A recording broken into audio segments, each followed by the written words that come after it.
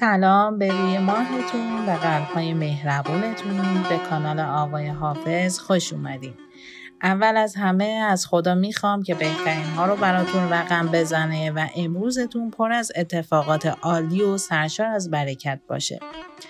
و چه زیباست اگر این حقیقت رو همیشه به یاد داشته باشیم که هر طلوع خورشید فرصتی تازه برای درخشش شماست. اجازه ندین که سایه های دیروز نور امروزتون را کمرنگ کنه. امروز روز شماست تا بهترین نسخه خودتون باشین. امیدوارم هر لحظه از این کلیپ برای شما الهام بخش باشه و پنجره های جدیدی رو به سمت آینده روشن و پربارتر براتون باز کنه. خب کم کم آماده میشیم برای گرفتن فال امروزمون. لطفاً هر نیتی که در ذهنتون دارید، نیت تحصیلی، نیت کاری، نیت ازدواج انجام بدین. تا چند ثانیه دیگه میریم سراغ غزل و بعد هم تعبیر و تفسیرش رو براتون میخونم. من چند ثانیه سکوت میکنم، شما چشماتون رو ببندین و با تمرکز کامل نیتتون رو انجام بدین.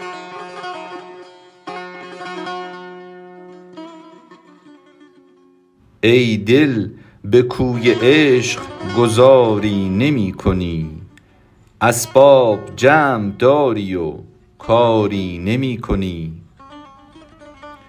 چوگان حکم در کف و گویی نمی زنی، باز ظفر به دست و شکاری نمی کنی. این خون که موج می زند اندر جگر تو را، در کار رنگ و بوی نگاری نمی کنی. مشکین از آن نشد دم خلقت که چون صبا، بر خاک کوی دوست گذاری نمی کنی. ترسم کز این چمن نبری آستین گل، کز گلشنش تحمل خاری نمی کنی. در آستین جان تو 100 نافه مدرج است، وان را فدای طره یار نمی کنی. ساغر لطیف و دلکش و می افکنی به خاک، و اندیشه از بلای خماری نمی کنی. حافظ برو که بندگی پادشاه وقت، گر جمله می کنند تو باری نمی کنی. خب میرسیم به تفسیر کلی غزل.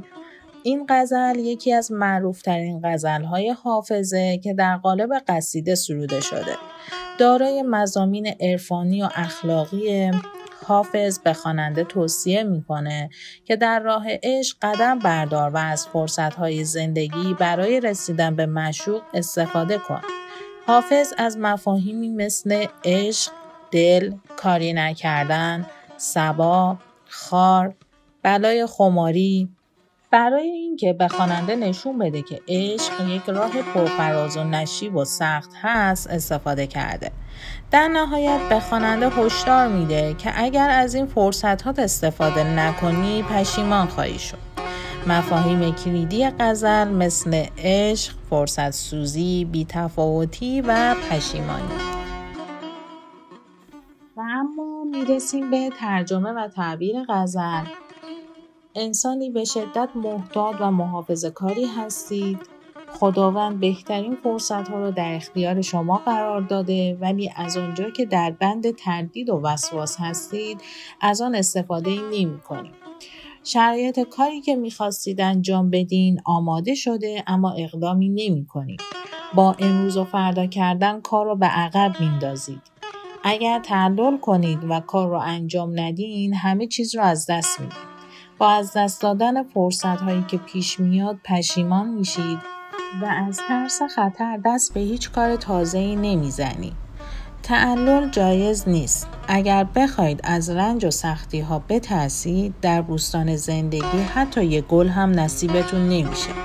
پس نترسید و به دل مشکلات برید. دوراندیش و آینده نگر باشید. فرصت‌ها را از دست ندید تا به آرزوها و اهداف خودتون برسید. وگرنه درخت آرزوهاتون به ثمر نمیشینه و تا آخر عمر حسرت میخورید. این گونه زندگی کردن تنها اتلاف وقت و عمرتون هست. زندگی شما نیازمند تحول و تغییره، پس هرچه سریعتر اقدام کنید. پس بلند شید و یا علی بگید و به خداوند توکل کنید و راهی رو که قلبتون میگه رو گوش بدین.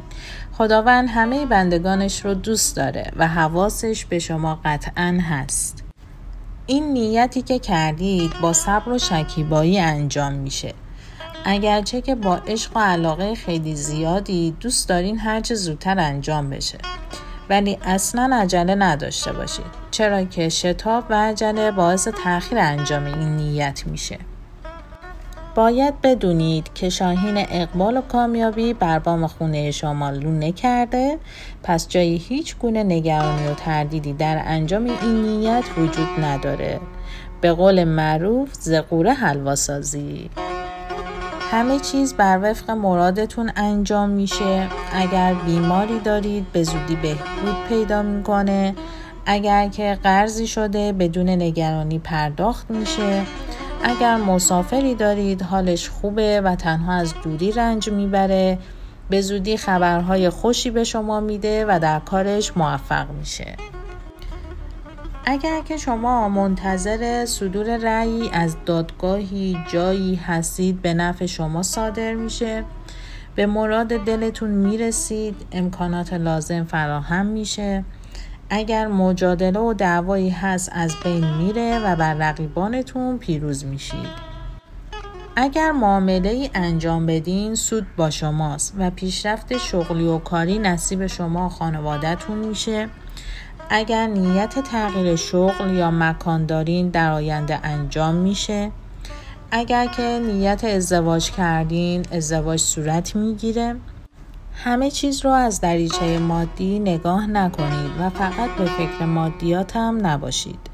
در شیک پوشی، انتخاب لباس و خانه با سلیقه هستید، زبان زد خاص و عام هستید و همه از سلیقه شما تعریف میکنن.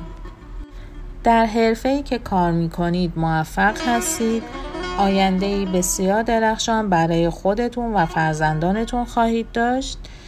جدیداً کسی رو شما رو ملاقات کرده و دل در گروه شما داره ولی خودتون متوجه نیستید.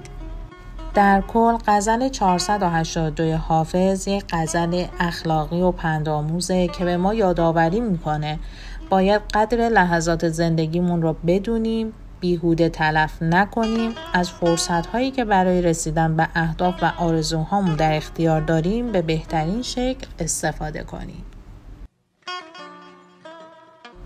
خب رسیدیم به انتهای کلیپ. امیدوارم که لذت برده باشین و براتون مفید باشه.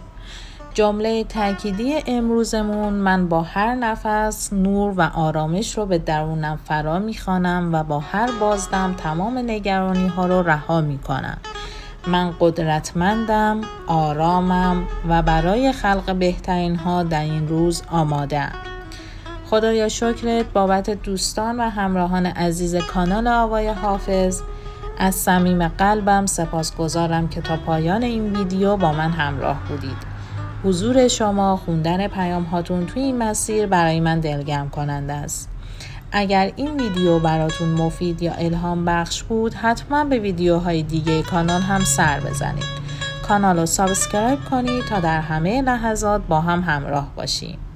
همیشه در پناه عشق و نور باشید. دوستتون دارم. تا فال بعدی، خدا نگهدار.